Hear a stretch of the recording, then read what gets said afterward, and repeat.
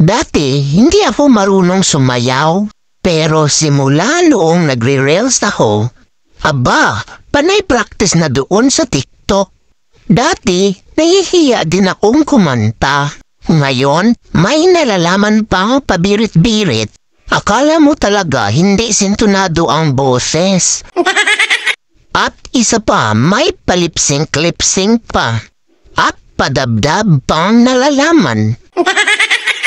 Minsan nauuna naman at minsan nahuhuli din ang buhanga.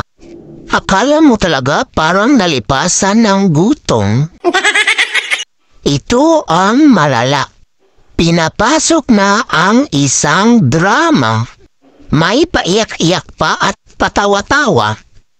Nagiging bida at kontrabida na. Akala mo talaga artista.